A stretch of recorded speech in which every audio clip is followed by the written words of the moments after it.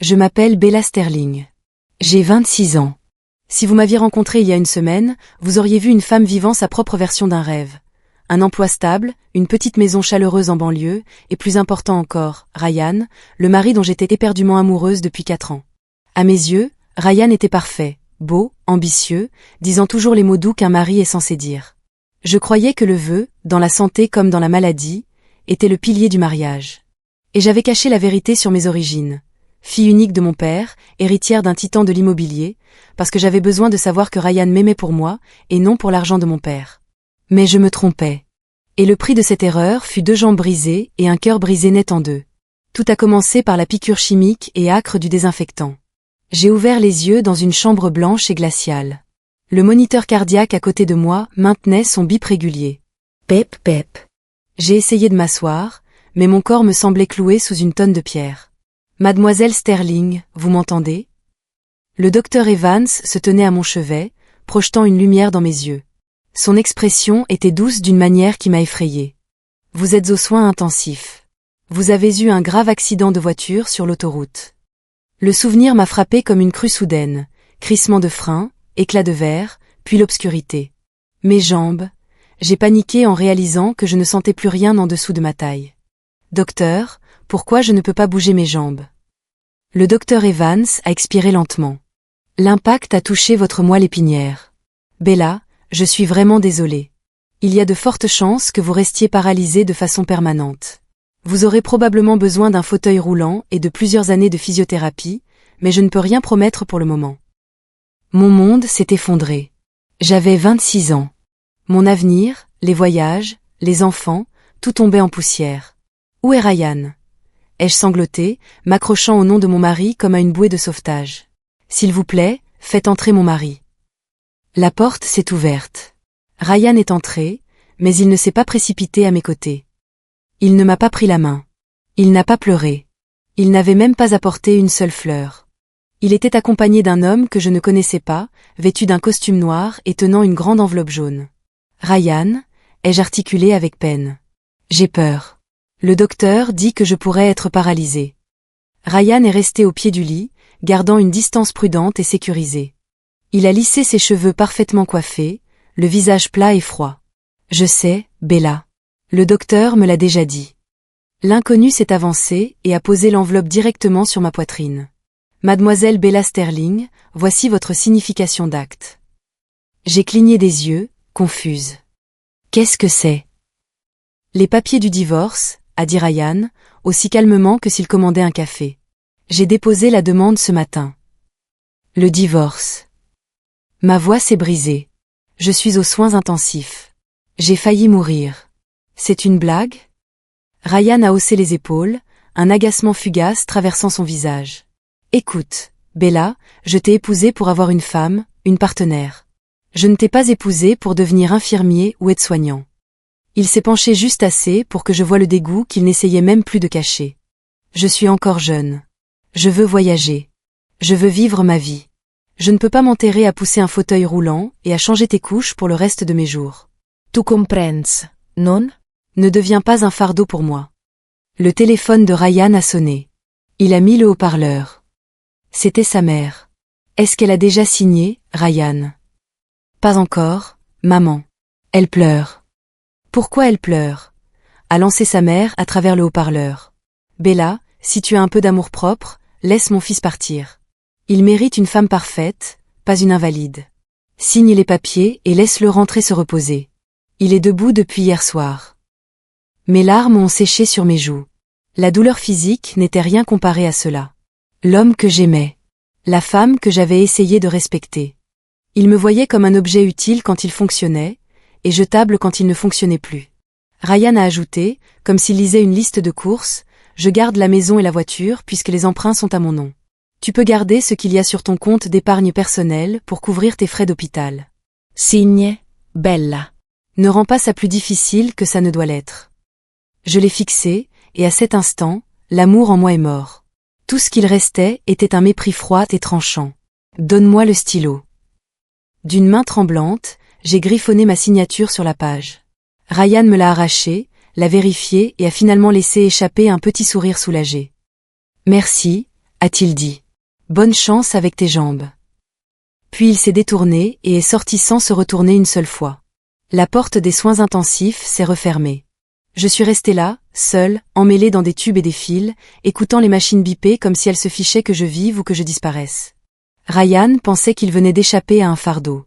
Il n'avait aucune idée que ce divorce précipité était la chose qui m'avait sauvée d'une vie entière à ses côtés, et plus important encore, qu'il venait de jeter un ticket vers des millions dont il ignorait l'existence. Mais je ne le savais pas encore.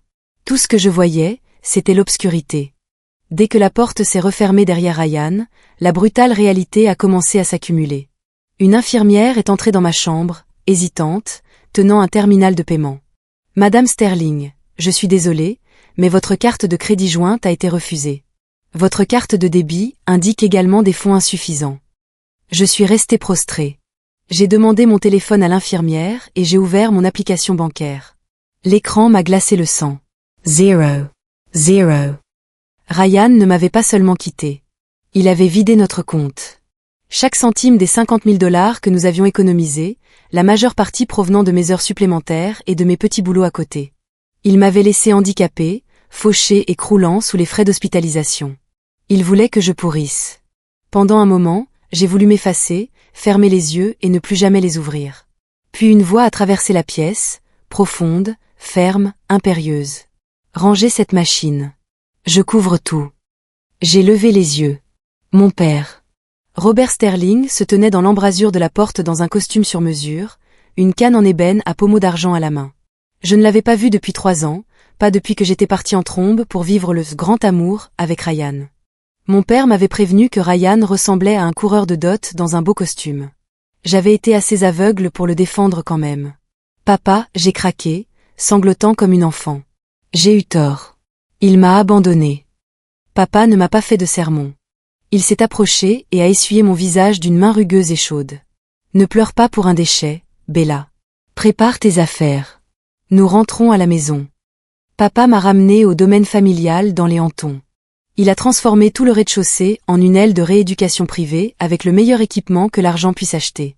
Il a engagé 3 des meilleurs physiothérapeutes de l'État, rien que pour moi. Mais quelque chose n'allait pas, papa semblait plus maigre, plus faible. Ses quintes de tout nocturne faisaient vibrer les murs de cette immense maison. Un soir, alors que je serrais les dents pour essayer de faire bouger mon gros orteil, papa est entré et s'est assis en face de moi. Son visage était dur, mais ses yeux étaient tendres. « Bella, a-t-il dit, je dois te dire 2 choses. Une mauvaise, une bonne. » Mon estomac s'est serré. « Qu'est-ce que c'est ?» La mauvaise, a-t-il dit d'une voix égale, c'est que j'ai un cancer du poumon à un stade avancé. Les médecins disent qu'il me reste environ 3 mois. Non. Ai-je suffoqué, essayant de m'élancer vers lui, prisonnière de mes jambes inutiles. Non, s'il te plaît. Tu ne peux pas me laisser maintenant. Écoute, dit-il, ferme mais pas cruel. C'est la vie. Et c'est pour ça qu'il y a aussi une bonne nouvelle. Et la bonne nouvelle concerne justement ton vaurien d'ex. Il a sorti un dossier épais. Bella, tu sais que je possède Sterling Industries. Ma valeur nette est d'environ 10 millions de $. Il a ouvert le dossier et a tapoté les pages du doigt. J'ai mis mon testament à jour. Tout te revient selon le droit successoral. Un héritage est normalement un bien propre. Cependant, sa voix s'est faite plus tranchante, dans cet état. Si tu reçois un héritage pendant que tu es marié et que tu verses ne serait-ce qu'1 $ sur un compte joint, il peut devenir un bien commun et être traité comme un bien matrimonial. Si cela arrive et que tu divorces, Ryan pourrait en réclamer la moitié. Je suis restée sans voix. Je n'avais jamais vu les choses sous cet angle. La bouche de mon père s'est courbée en un petit sourire dangereux, celui d'un homme d'affaires chevronné qui voit un piège se refermer. Quand Ryan t'a jeté les papiers du divorce aux soins intensifs, il pensait se débarrasser d'un fardeau. En réalité, il a coupé le seul lien légal qu'il avait avec cet argent. Si le divorce est prononcé avant ma mort, alors quand tu hériteras, tu seras célibataire. Et cela signifie que l'intégralité des 10 millions restera tienne. Il a tapoté le dossier. Il n'aura pas un sou. Pas un centime. Il a été trop impatient, trop avide et trop stupide. Il a échangé 5 millions potentiels contre les 50 000 qu'il t'a volés. Une décharge électrique a parcouru ma colonne vertébrale. Ryan, qui calculait toujours tout, avait perdu une partie dont il ne connaissait même pas l'existence. Mon père m'a regardé droit dans les yeux. Maintenant, ta mission est de guérir. Je veux te voir debout avant de fermer les yeux. Transforme ta douleur en force. Deviens l'héritière que ce nom mérite, pas une victime. À partir de ce jour, je me suis entraînée comme si ma vie en dépendait. Chaque fois que mes muscles hurlaient comme s'ils s'arrachaient, j'imaginais le rictus de Ryan. Chaque fois que je m'effondrais sur le sol froid, j'entendais la voix de sa mère. Personne ici ne videra de bassin pour toi. J'ai supprimé mes applications sociales. J'ai disparu. Dans le silence de cette salle de rééducation, j'ai évacué ma rage par la sueur et ma peur par les larmes. 6 mois ont passé. Un après-midi de pluie, alors que Ryan postait des photos de plage depuis Bali avec l'argent qu'il m'avait volé, grâce à un détective privé engagé par mon père, je savais tout, quelque chose s'est passé dans notre salon au domaine Sterling. J'ai appuyé mes mains contre le fauteuil, j'ai contracté la mâchoire et je me suis levée. Mon père, désormais frêle dans son fauteuil roulant, me regardait, des larmes coulant sur ses joues creuses. Ça, a-t-il chuchoté, c'est ma fille. C'est la dernière fois que je l'ai vue sourire. Une semaine après mes premiers pas tremblants, mon père est mort dans son sommeil. Il est parti paisiblement, un regard satisfait encore gravé sur son visage, parce qu'il savait que je ne flancherais pas. Ses funérailles furent privées, dignes. Le ciel déversait des torrents de pluie. Je me tenais devant sa tombe, vêtue de noir, m'appuyant sur la canne en ébène de mon père, le chagrin me déchirant. Mais je n'ai pas sombré, car je savais que le vrai combat commençait maintenant. Lors de la lecture du testament, notre avocat de famille, Maître Harrison, a ajusté ses lunettes épaisses et m'a regardé. Bella, votre père a tout organisé parfaitement. Comme votre jugement de divorce est devenu définitif le 15 mars et que votre père est décédé le 20 avril, vous étiez légalement célibataire lorsque l'héritage a été dévolu. L'intégralité de la succession, 10 millions de dollars en liquide. Les avoirs immobiliers et les parts majoritaires de Sterling Industries, vous est transféré en tant que bien propre. Ryan Patterson n'a aucun droit ici. J'ai hoché la tête. 10 millions de dollars. Si Ryan avait attendu quelques mois de plus, ou s'il avait montré ne serait-ce qu'une once de décence, il aurait pu repartir avec la moitié. Mais sa cruauté et son impatience lui avaient tout coûté. 2 ans ont passé. Je n'étais plus la femme douce et effacée d'autrefois. J'avais pris la direction de Sterling Industries en tant que PDG. Entouré de l'équipe fidèle de mon père, j'ai fait croître l'entreprise encore davantage. Je pouvais marcher à nouveau, même si j'avais toujours besoin de chaussures orthopédiques de soutien. Plus personne ne me regardait avec pitié, on me regardait avec respect. J'avais complètement changé. Une coupe au carré strict, des tailleurs ajustés et le regard assuré de quelqu'un qui avait défié la mort et était resté debout. Ryan, quant à lui, n'avait pas eu la fin de conte de fées qu'il imaginait. Par le détective, j'ai appris que les 50 000 dollars qu'il avait volés s'étaient envolés en 6 mois en voyage de luxe, en fête et pour une nouvelle petite amie nommée Tiffany. Jeune, jolie et d'une avidité maladive. Tiffany voulait des sacs de créateurs, une voiture Tapax en grave-l'œil, un train de vie que le médiocre salaire de vendeur de Ryan ne pouvait pas suivre. Les dettes de cartes de crédit l'avaient englouti. Puis le tournant est arrivé un lundi matin. Forbes a publié un portrait exclusif, l'ascension d'une nouvelle reine de l'immobilier, Bella Sterling et un empire de 20 millions de dollars. La photo de couverture me montrait debout dans un bureau vitré d'un gratte-ciel, regardant la ville comme si elle m'appartenait. Ryan l'a vu. Selon un collègue, quelqu'un que j'avais placé près de lui, Ryan a lâché son café en apercevant le magazine dans la salle de pause. Il a lu l'article comme s'il cherchait de l'oxygène. Il a réalisé que mon père était mort. Il a réalisé que j'étais l'unique héritière. Et puis, il a fait le calcul. Le sang a quitté son visage. Il a compris que les papiers du divorce qu'il m'avait imposés aux soins intensifs étaient précisément ce qu'il avait privé de millions. Ce soir-là, mon téléphone a affiché un numéro inconnu. Mais je le connaissais par cœur. Bella, a dit Ryan, la voix mielleuse. C'est Ryan. J'ai vu l'article. Je suis tellement content pour toi. Est-ce qu'on peut se voir? Je n'ai pas répondu. Le lendemain, il a envoyé des fleurs à mon bureau. Le jour d'après, il m'attendait dans le hall. Quand je suis sortie de l'ascenseur privé, Ryan s'est précipité vers moi. Il avait l'air en pire état qu'avant, chemise froissée, cernes sombres sous les yeux. Mais dès qu'il m'a vu, il s'est remis à jouer son rôle. Bella, tu es magnifique. Il a essayé de me prendre dans ses bras, mais ma sécurité s'est interposée. Qu'est-ce que tu veux, Ryan? Ai-je demandé, d'un ton plat et calme. Tu as tout mal compris, dit-il rapidement, la voix tremblante. À l'époque, je suis partie parce que c'était ce dont tu avais besoin. Si j'étais restée, tu te serais reposé sur moi et tu n'aurais jamais trouvé la force de te relever. J'ai joué le méchant pour que tu puisses grandir. Tout ça, c'était par amour pour toi. J'ai lâché un petit rire, sec et amer. Tu m'as abandonné aux soins intensifs, tu as vidé mon compte, tu t'es enfui avec ta copine, et tu appelles ça de l'amour. C'était un test, a-t-il supplié, essayant de contourner la sécurité. Et tu l'as réussi. Maintenant, on peut repartir à zéro. Tu me manques. Tiffany était une erreur.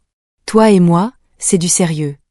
Ryan, ai-je dit, m'approchant de lui, ma voix tombant dans un murmure glacial.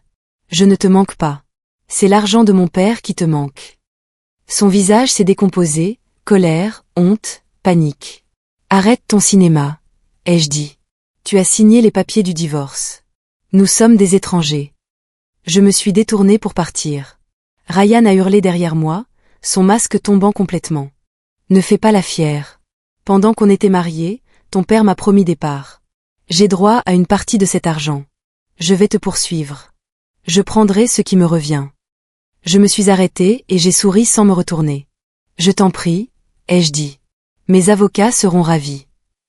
Je suis montée dans ma limousine noire et je l'ai laissée là, dans le hall, hurlant comme un homme qui croyait encore pouvoir tyranniser le monde pour obtenir ce qu'il voulait. Il pensait pouvoir utiliser la loi pour me menacer. Il n'avait pas compris que je me préparais à ce moment depuis 2 ans. Il voulait la guerre? J'étais prête à l'achever. Ryan ne bluffait pas. 2 semaines après notre confrontation dans le hall, j'ai reçu une assignation. Il me poursuivait au civil, réclamant 50% de mon héritage, soit environ 5 millions de dollars. Sa plainte était à la fois pathétique et audacieuse. Il prétendait que mon père avait fait une promesse verbale de nous léguer l'entreprise à tous les deux avant le divorce. Il m'accusait de fraude, affirmant que j'avais intentionnellement précipité le divorce alors qu'il était mentalement instable pour voler ce qui était légalement un bien matrimonial. Il avait engagé un avocat de bas étage nommé Miller et supposait que je paierais un arrangement pour éviter la mauvaise presse. Il se trompait. Je ne voulais pas d'arrangement. Je voulais sa destruction. La déposition eut lieu en premier, le témoignage avant le procès. Nous étions assis dans une salle de conférence aux Boiseries Verny, dans le cabinet d'avocat de Harrison. Ryan était en face de moi, Miller à ses côtés. Ryan portait un costume neuf et essayait de projeter de l'assurance, mais ses doigts tapotaient la table dans un tic nerveux. Il s'est lancé dans son discours artificiel et larmoyant. Monsieur Sterling me traitait comme son fils. Avant l'accident de Bella, il a promis que l'entreprise nous reviendrait à tous les deux. Je n'ai signé les papiers du divorce que parce que j'étais dévastée. Temperament depressive. Bella a profité de ma faiblesse. Mon avocat, Harrison, l'un des requins les plus redoutables de New York, écoutait sans interrompre. Il laissait Ryan creuser sa propre tombe à chaque phrase. Quand Ryan eut enfin fini, Harrison ajusta calmement ses lunettes. Monsieur Patterson, dit Harrison d'une voix froide comme un scalpel. Vous témoignez avoir signé les papiers du divorce parce que vous aviez le cœur brisé et que vous étiez déprimé par l'état de votre femme, c'est bien cela. Ryan a hoché la tête rapidement. Oui, je l'aimais. Je n'étais plus moi-même. Harrison a souri légèrement et a fait signe à son assistant. Les lumières ont baissé. Un écran de projection s'est allumé. Nous avons obtenu une ordonnance judiciaire pour récupérer les images de vidéosurveillance des soins intensifs le jour où vous avez signifié ces papiers, a dit Harrison. Heureusement, le système de l'hôpital a capturé un son de haute qualité. Le visage de Ryan s'est vidé de son sang. Sur l'écran, Ryan apparaissait clair comme le jour. Puis sa voix a rempli la pièce. Je ne t'ai pas épousé pour devenir infirmier. Je veux voyager. Je ne peux pas m'enterrer à pousser un fauteuil roulant. Ne deviens pas un fardeau pour moi. Et puis la voix de sa mère, dure à travers le haut-parleur, laisse Ryan partir. Personne ici ne videra de bassin pour toi. Le silence s'est fait dans la pièce. Le son de la cruauté de Ryan résonnait comme le marteau clouant son propre cercueil. Miller est devenu livide. Il savait que son client venait d'être pris en flagrant délit de parjure sous serment. La vidéo s'est terminée. Les lumières se sont rallumées. Ryan était assis là, en nage, la bouche s'ouvrant et se fermant comme s'il manquait d'air. Harrison a jeté une pile de documents sur la table avec un bruit sourd. Et légalement, a poursuivi Harrison, le divorce a été prononcé le 15 mars. Monsieur Sterling est décédé le 20 avril. Cela signifie qu'au moment où l'héritage a été dévolu, vous et Madame Sterling étiez légalement divorcés depuis plus d'1 mois. Harrison s'est penché en avant. Cet héritage est un bien propre dans tous les sens possibles du terme. Vous n'avez aucun droit. Et avec cette vidéo, nous allons vous poursuivre à notre tour pour diffamation et parjure. Ryan a regardé Miller comme un homme qui se noie cherche une corde. Miller rangeait déjà ses dossiers, réalisant que l'affaire était morte. C'est alors que j'ai pris la parole. J'ai regardé Ryan sans plus aucune haine, seulement avec une sorte de pitié froide pour cet homme qui s'était ruiné tout seul. Ryan, ai-je dit doucement. Tu te souviens du calcul que tu m'as jeté à la figure à l'époque? Tu disais que je serais un chiffre négatif qui tirerait ta vie vers le bas. Ryan a baissé la tête. Tu es parti quand j'étais au plus bas, ai-je ajouté. Tu as encaissé tes jetons quand l'action avait touché le fond. Maintenant que je vaux quelque chose, tu n'as plus le droit de prétendre faire partie de l'équation. Je me suis levé et j'ai lissé ma veste. Tu as fait un pari, ai-je conclu, et tu as tout perdu. Maintenant, commence à réfléchir à la manière dont tu vas payer mes frais d'avocat. Harrison n'est pas donné. Je suis sorti, laissant Ryan seul face à la vérité. Il avait jeté le ticket gagnant de sa vie parce qu'il était trop égoïste pour attendre. Le procès s'est terminé rapidement, mais la punition ne s'est pas arrêtée là. Le tribunal ne s'est pas terminé sur un feu d'artifice, mais sur le coup de maillet d'un juge. Sec et définitif. Affaire classée avec interdiction de recours. Le plaignant Ryan Patterson n'a aucune base légale pour cette demande.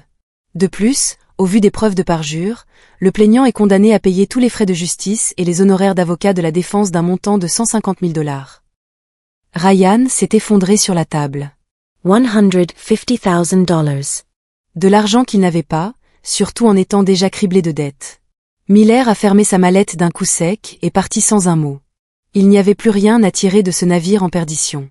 À la sortie du palais de justice, le soleil était éclatant, d'une beauté presque cruelle, comme si l'univers se moquait des tempêtes que j'avais traversées.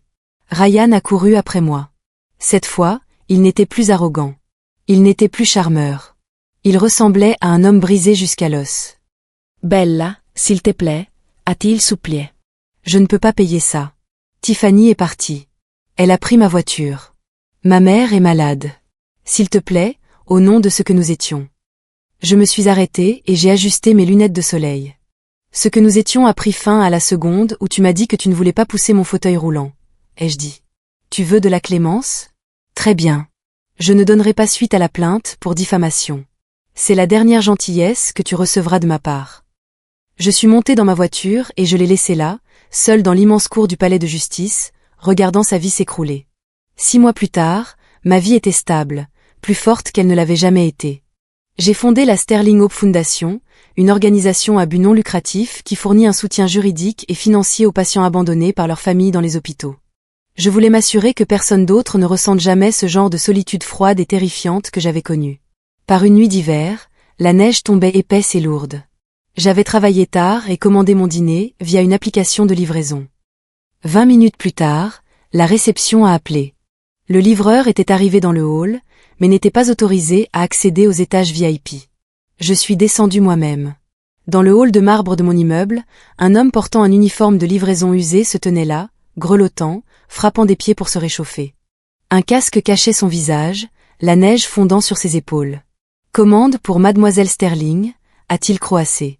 J'ai tendu la main vers le sac. Nos doigts se sont effleurés. Il a levé les yeux. Le temps s'est arrêté. Ryan. Il était émacié, le regard creux, épuisé. Le costume impeccable qu'il portait autrefois avait été remplacé par un uniforme bon marché et élimé. La belle voiture qu'il m'avait volée avait disparu depuis longtemps, saisie ou vendue pour couvrir ses dettes. Maintenant, il était dehors dans une tempête de neige, enchaînant les livraisons pour quelques pièces afin de payer une facture ordonnée par le tribunal qu'il n'aurait jamais dû encourir en premier lieu. Il m'a reconnu lui aussi. Ses mains tremblaient. Il m'a regardé, manteau de créateur, posture parfaite, debout dans un immeuble qui portait mon nom. Puis il a aperçu son propre reflet dans les portes vitrées derrière moi. La honte a envahi son visage. Il ne pouvait pas parler. Il a baissé les yeux et s'est détourné brusquement, essayant de s'échapper, manquant de glisser en se précipitant vers la sortie. « Attends » ai-je appelé. Ryan s'est figé, les épaules tendues, s'attendant à une humiliation. J'ai sorti un billet de $100 de mon portefeuille. « Utilise-le pour acheter les médicaments de ta mère. » J'ai placé le billet dans sa main, non pas parce que j'avais de la peine pour lui, mais parce que je voulais qu'il se souvienne de ce moment précis pour le reste de sa vie. Ryan a serré le billet, des larmes coulant et se mélangeant à la neige. Il a murmuré un « merci » brisé, puis a couru dans la tempête, disparaissant dans l'obscurité. Je suis retournée vers l'ascenseur, me sentant légère. Pas excitée, pas vengeresse, juste calme. De retour à l'étage, je me suis tenue près de la fenêtre, regardant New York briller en bas. J'ai pressé mes doigts contre la vitre et j'ai parlé au silence et au père que j'avais perdu. Merci, Ryan. Merci d'avoir divorcé de moi. Ce papier que tu m'as jeté a été le plus grand cadeau financier que tu m'aies jamais fait. Et ta cruauté a été le carburant qui a construit la meilleure version de moi. On dit que les ordures sortent d'elles-mêmes. Tout ce que vous avez à faire, c'est de refermer le couvercle et de continuer votre chemin.